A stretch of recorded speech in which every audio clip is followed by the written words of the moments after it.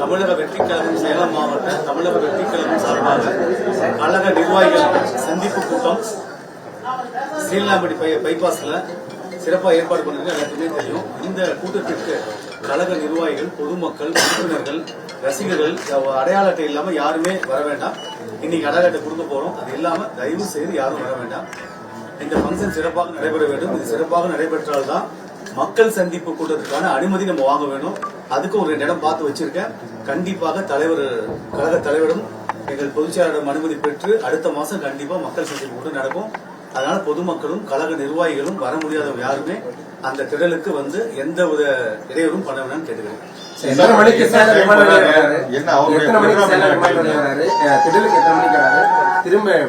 நாங்க திடலுக்கு இது வந்து முழுக்க சேலம் மாவட்ட நிர்வாகிகள் நாங்க ஏற்பாடு செஞ்சிருக்கோம். இந்த விழாவை இதுல நாங்க வந்து காவல்துறை என்ன கேட்டிருக்கோம்னாக்கா மதியானம் 12 முதல் 3 மணி வரைக்கும் அனுமதி கேட்டிருக்கோம். இதுல கழக தலைவர் அவர் எத்தனை மணிக்கு பேசுறாரு அவருக்கு தனியா பாதுகாப்பு அவருக்கு ஒரு குழு இருக்கு. அந்த குழு வந்து ஆராய்ந்துட்டு அது காவல்துறை அதிகாரம் தெரிவிச்சிருவாங்க. எத்தனை மணிக்கு வருது அவங்க தெரிவிப்பாங்க.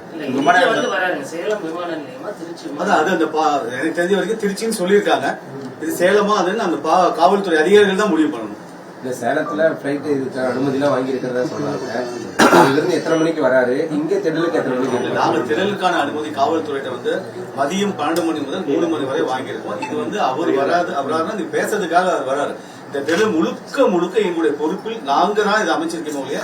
அவர் வராது எத்தனை மணிக்கு போறாருன்னு கண்டிப்பா அவங்க பாதுகாப்பு அதிகாரிகள் தெரியும். வேற ஏதாவது நிர்வாகிகளோட இன்டோர் மீட்டிங் இந்த மாதிரி ஏதாவது இங்க சேலத்துல இருக்காங்க? இல்ல, எங்களுக்கு தெரிஞ்ச வரைக்கும் தளபதி நேரா வராது, இங்க கலந்துக்கிறாரு, திரும்பி ஊருக்கு போயிடுறாரு. மக்கள் சந்திப்பு அடுத்த மாசம் எந்த இருக்கும்? அடுத்த மாசம் மக்கள் சந்திப்பு கூட்டம் அதான் தேதி வந்து கழக பொதுச் செயலாளரோட அனுமதி பெற்று அவர் கழக தலைவரிடம் ஆலோசனைப்படி எங்கிட்ட என்னைக்குன்னு சொல்லுவார். அன்னைக்கு கடைசியில 2 இடம் பார்த்துருக்கோம். அடுத்த மாசம் நாங்க கேட்கிறோம். நாங்கள் வந்து இந்த கூட்டத்தை மக்கள் சந்திப்பு கூட்டத்தை ஏற்பாடு செய்கிறோம் என்று நாங்கள் கோரிக்கை வைக்கிறோம். அடுத்த மாசமா தேதி வாங்கி கொடுக்கிறது எங்க கழக பொதுச் செயலாளர் அவர்கள் கழக தலைவரோட ஆலோசனை பண்ணி அந்த தேதி வாங்கி கொடுப்பார். உங்களுக்கே தெரியும், நல்ல கூட்டம் வருது. அந்த மாதிரி கூட்டங்கள் எதிர்பாராத விதமா வந்து அதை எப்படி சமாளிப்பீங்க? ஏன்னா இன்னைக்கு வந்து காவல்துறை உங்களுக்கு பல கட்டுப்பாடுகளை விதிச்சிருக்காங்க. அந்த கட்டுப்பாடுகள் மீறி இந்த கூட்டத்தை எப்படி சமாளிப்பீங்க? 51 கட்டுப்பாடுகள் அவங்க கொடுத்த கட்டுப்பாடுகள் எல்லாமே ஏத்துக்கக்கூடிய கட்டுப்பாடுகள் தான் இருக்கு.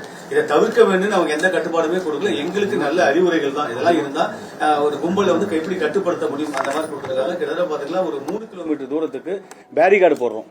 எங்க வந்தாலும் பொதுமக்களோ இல்ல இப்ப இந்த அடையாள அட்டை இருக்கிறவங்க மட்டும் தான் வர போறாங்க. அவங்க பார்க்கிங்காக ஒரு 7 இடம் ரெடி பண்ணிருக்கோம். 7 இடத்துல கார் தனியா நிறுத்தலாம், 2 வீலர் தனியா நிறுத்தலாம், 25 பேர் கொண்ட வேன் இருக்கு பாத்தீங்கன்னா அது தனியா நிறுத்தலாம். எந்த வேன் எந்த ஊர்ல இருந்து எத்தனை பேர் வராங்க, இப்ப வராங்க அப்படின்னு நாங்க எப்படி இந்த அடையாள அட்டையை கொடுக்க போறோம்னாக்கா இப்ப 11 தொகுதி இருக்கு. இந்த 11 தொகுதியில அந்த மாவட்ட செயலாளர்கள் மூலமாக எந்த ஒன்றிய தலைவர் வராங்க, அவங்க எத்தனை பேர்த்த கூட்டிட்டு வராங்க, ஆண்கள் எத்தனை, பெண்கள் எத்தனை, இதெல்லாம் காவல்துறை சொன்னதின் பேர்ல நாங்க ரெடி பண்ணி வச்சிருக்கோம். அந்த அவங்க வராங்க அப்படின்னா இதுல வந்து கேட்டகரி பிரிக்கிறோம். 2 வீலர் எத்தனை பேர் வராங்க, இப்ப உதாரணத்துக்கு ஒரு சட்டமன்ற தொகுதியிலிருந்து ஒரு 100 2 வீலர் வருதுனாக்க அந்த சட்டமன்ற தொகுதி ஏற்காடு சட்டமன்ற தொகுதியிலிருந்து வருகின்ற 100 இருசக்கர வாகனங்கள் எந்த இடத்துல பார்க்கிங் செய்ய வேண்டும் அப்படின்னு அந்த பார்க்கிங் ஒரு பேர் வைக்கிறோம். சும்மா உதாரணம் குறிஞ்சி, முல்லை, நெய்தல் அந்த மாதிரி ஒரு பேர் வைக்கிறோம். அப்ப ஏற்காடு சட்டமன்ற தொகுதிக்கு வந்து குறிஞ்சி இருசக்கர வாகனம் குறிஞ்சியில் பார்க் செய்ய வேண்டும். அதுக்கு வந்து ஒரு கூகுள் மேப் ஸ்கேனர் ஒன்று கொடுத்துறோம். அவங்க அதை ஸ்கேன் பண்ணிக்கிட்டாங்களா அதுல அவங்க ஆட்டோமேட்டிக்கா அங்க போயிடறாங்க. 2வது இதுக்கு ஒரு குழு, வாட்ஸ்அப் குழு எல்லாத்தையும் இணைத்து காவல்துறையினரும் அதுல இருக்காங்க. போக்குவரத்து காவல்துறை, அதுக்கப்புறம் சட்ட ஒழுங்கு காவல்துறை, அந்த மாதிரி ஒரு அதிகாரிகளை நம்ம சிஓபி சிறப்பா நேற்று ஒரு மீட்டிங் நடைபெற்றது. அந்த மீட்டிங்ல யார் டிசி அவங்க தலைமையில ஒரு 2 டிசி இருந்தாங்க. ஏசி எல்லாத்தையுமே கூப்பிட்டு அந்த ஒரு குழுவுக்கு யார் தலைமை இருக்கிறதுன்னு பண்ணிருக்காங்க. அப்ப ஒரு சட்டமன்ற தொகுதியிலிருந்து ஒரு 25 பேர் கொண்ட வண்டி வருதுன்னா அது நெய்தல், குறிஞ்சியில வந்து இருசக்கர வாகனம், அந்த மாதிரி தனித்தனியா பிரிச்சு வரும்போது காவல்துறைக்கு ரொம்ப ஈஸியா இருக்குது. எந்த சட்டமன்ற தொகுதி எவ்வளவு பேர் வராங்க, அங்க கூட்டிட்டு வர ஆட்கள் யாரு.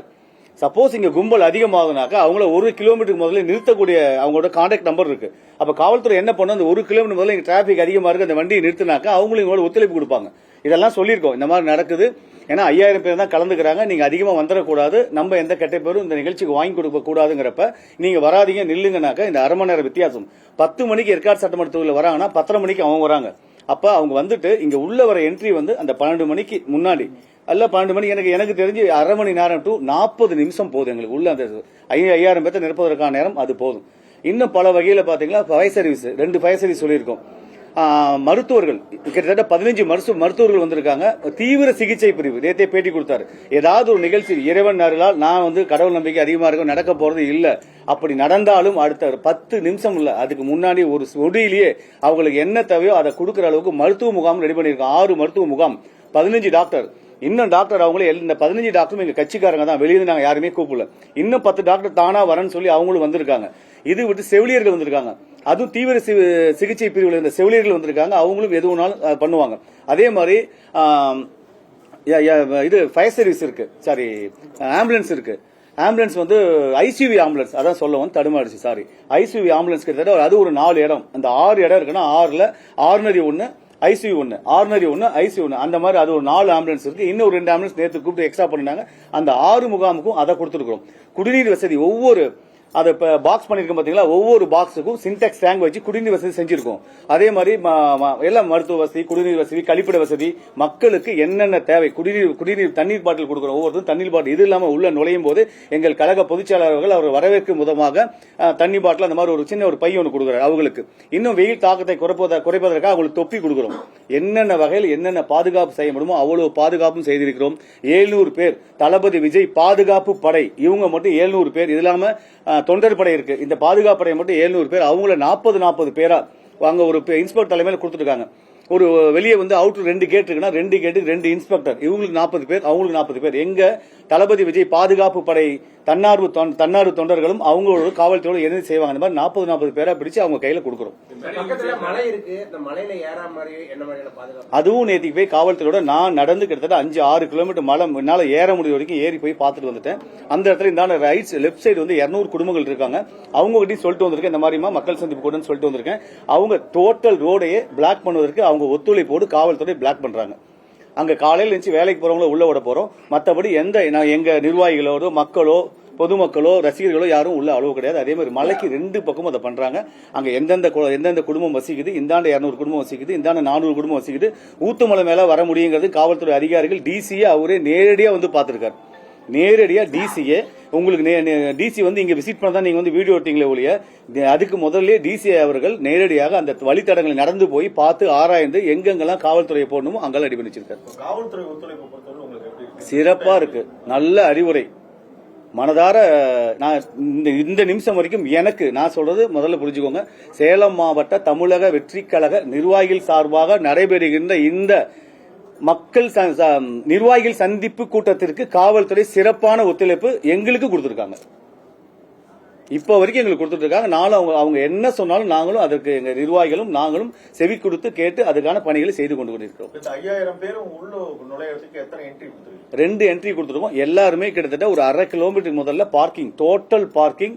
அரங்க வந்து ரோட கிராஸ் பண்ணாத வகையில் காவல்துறை அறிவுறுத்திருக்காங்க. எங்கேயுமே இப்ப அரங்கு இருக்குன்னா அதுக்கு ஆப்போசிட் 4-வே ட்ராக் இருக்கு, அதுல இறங்கி யாரும் வந்து கிராஸ் பண்ணி வரக்கூடாது, போக்குவரத்துக்கு இடையூறாயின்னு சொன்னதுனால அங்க 2 பார்க்கிங் தவிர்த்து விட்டு இந்த நம்ம கிரவுண்ட் ஒட்டின மாதிரி ரைட் சைடு அந்த பூரா பார்க்கிங் பண்ணிருக்கோம். எல்லா வண்டியும் அங்க இறக்கிட்டு அந்த பார்க்கிங் போயிருவாங்க. அங்க இருந்து ஒரு 1/2 கிலோமீட்டர் எங்கள் நிர்வாகிகள் நடந்து வராங்க. அங்கேயும் குடிநீர் வசதி ஏற்பாடு பண்ணி கொடுத்து நடந்து வரும்போது தாகம் இருக்கக்கூடாது, உள்ள போறோம் அங்கேயும் குடிநீர் வசதி ஏற்பாடு பண்ணுங்க. அப்படி நடந்து வரும்போது அங்கேயே அடையாள சான்றிதழ் இருக்கான்னு அடையாள அட்டை இருக்கான்னு பாக்குறாங்க. இருந்தா அதை அனுமதிக்கிறாங்க காவல்துறை. அதற்கப்புறம் நுழைவாயில், பெண்களுக்கு தனியாக ஒரு நுழைவாயில், ஆண்களுக்கு ஒரு தனியாக நுழைவாயில் வச்சிருக்கோம். அந்த பெண்களுக்கான நுழைவாயில் வரும்போதும் அங்கேயும் அடையாள அட்டை சரி பார்த்து உள்ள பெண் காவலர்கள் உள்ள அனுப்புறாங்க. எங்க பெண் தளபதி விஜய் பாதுகாப்பு படையை சேர்ந்த அவங்க ஒரு 30 பேர் வராங்க. அவங்களும் அந்த பெண் காவலர்களோடு இணைந்து பணியாற்றுறாங்க. அப்ப எந்த இடத்துலயுமே கும்பல் கூடி கூடாது அப்படிங்கிறது தெளிவா இருக்கும். 5 பேர் மேல ஏதாவது கும்பல் கூடிச்சுன்னா எங்க கழக தோழர்கள் போய் அவங்ககிட்ட பேசி எதுக்காக வந்திருக்கேன்னு சொல்லி அன்போடு அந்த கும்பலை கலைத்து அனுப்பி விடுவார்கள்.